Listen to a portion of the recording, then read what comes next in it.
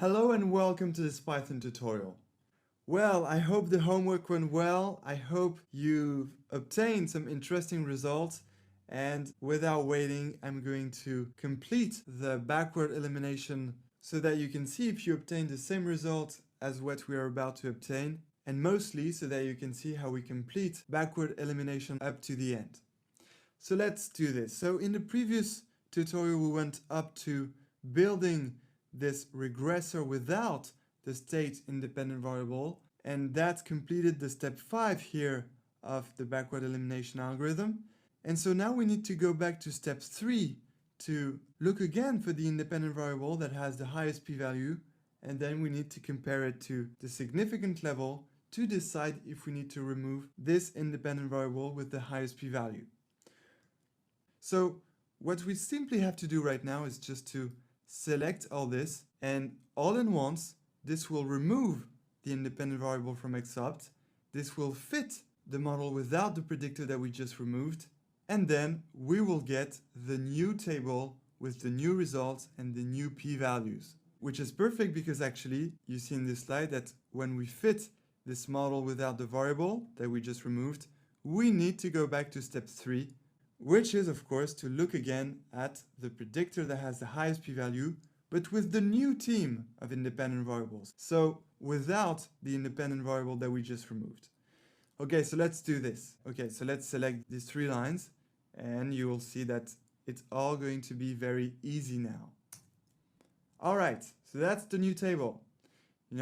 That's the old table and that's the new table. And you can see that in this new table, we now have 4 independent variables because we just removed one. So just to keep track of what are x1, x2, x3, and x4, we just need to have a look at xopt. So const is this column here with all the ones. x1 is the first dummy variable for state. x2 is the R&D spend. x3 is the admin spend. And x4 is the marketing spend. Okay? And now, so what is the highest p-value? The highest p-value is actually this one, 94%, still way above the 5% significance level. So now what we have to do is to remove x1, that is the first dummy variable for state, from our independent variables. The dummy variables for state will not be part of the final team. Okay, and now not to make any mistake with the index of x2 here, we need to take our matrix X, make sure to take the original matrix to get the correct indexes because, we're removing the indexes from this X here. So that's the original matrix, so that's this matrix. So we need to be looking at the same thing. So the variable that we need to remove is x1 with a 94% p-value. That's the highest p-value. And x1 is, as we just said, the first dummy variable for state. So that's actually this one. And this one has index 1. So therefore, what we need to do now is to remove this index 1 here from xopt. So as usual, we're going to follow our method. We're going to copy that, paste it here, and now we're going to remove the index 1. Okay, perfect. And now are you starting to see how easy it is to implement this backward elimination with this script here? We just need to, do some copy paste, remove the indexes, and then select this block of 3 lines of code here, and just press Command or Control plus Enter to execute. We have our new table here, and in this new table, we just need to look at the highest p-value and decide if we need to remove this independent variable that has the highest p-value. So let's see, what is it now? It's actually this one, x2, 0.6, 60%, still way above the significance level of 5%, so that means that x2 here, which is, by the way, the admin spend, has absolutely no impact on the profit. So we clearly need to remove it. So we're going to remove its index from the xopt matrix. And just to keep track of what the index is and not make any mistake, we need to look at our original matrix X, because same thing, we are removing the index from the original matrix of features X. Okay. And so what is this index? So we removed the 2 dummy variables. So x1 is therefore the R&D spend, that's the one. And therefore, very clearly, we understand that x2 is actually admin spend. So that's the variable that has index 4 and that's the index we need to remove. So let's press OK here, and now let's, same thing, copy this, paste it here, and let's remove the index 4. All right, our model is finally getting ready.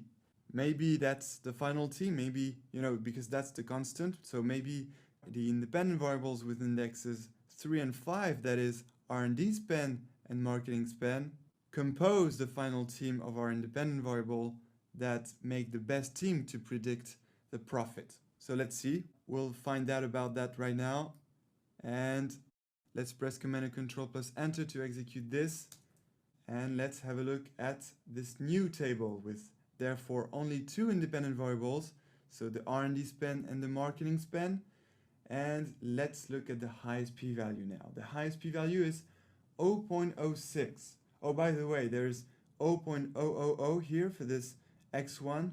Well, the p-value here is definitely not 0. We cannot have a 0 p-value, but it's just so small, like something with a lot of zeros and then some decimals in the end, but it's a very small p-value, and anyway, it's way below the significance level of 5%, so the R&D spend is definitely a very powerful predictor of the profit and definitely has a high statistical impact on the dependent variable profit. But as far as the second independent variable is concerned, that is the marketing spend, we can see that the p-value is 0.06, that is 6%. Well, it's actually slightly above the 5% significance level that we set. And by the way, we could have set another significance level of 10%, for example, and in that way we would have kept this independent variable. But if we want to follow thoroughly the framework, like the backward elimination algorithm we have on the slide, well, in that case, we need to remove this independent variable. But don't worry, if you still have doubts about that, we will use later some other metrics to make a better decision about that, like to add a criterion that will help us decide with more sense if we really need to remove this independent variable. But this tutorial is about backward elimination itself. We are not talking about improving the model's performance yet, so we're going to follow thoroughly the backward elimination algorithm, and therefore we will remove this independent variable. So now I think it's clear, this independent variable is marketing spend, and of course this has index 5. So let's copy this, let's paste it here, and let's remove the index 5. Okay, and now let's select all this, press Command and Control plus Enter to execute.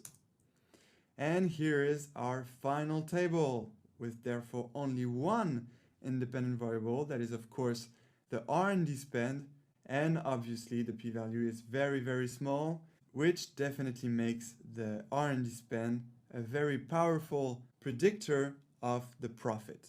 So finally, if we follow thoroughly the backward elimination algorithm, then the conclusion is that the optimal team of independent variables that can predict the profit with the highest statistical significance, the strongest impact, is actually composed of only one independent variable, and that happens to be the R&D spend. And that's it. We are actually done with the backward elimination. So if we take a step back at this tutorial, we can notice that we took quite some time at preparing the backward elimination with this, line where we needed to append this column of ones to our matrix, and then we had to make our regressor using this new stats models library. But then did you notice how fast and easy it was to implement the backward elimination algorithm itself? Because with these 3 lines of code, we just did some copy paste. We had some very efficient look at this table to decide which independent variable we had to remove. And very efficiently, we removed each of the indexes, and we obtained very quickly the final result with the final optimal team of independent variables. So congratulations for implementing backward elimination on Python. We're going to do it on R right now. And for those of you who still have doubts about whether we needed to remove the marketing spend, well, don't worry about that. We will use some other powerful metrics that are the R² and the adjusted R², and that, by the way, are here. R² adjusted R², and will help us decide with more certainty whether we need to keep or not the marketing spend. Alright, so congratulations again. Thank you very much for watching this tutorial, and I look forward to seeing you in the next one. Until then,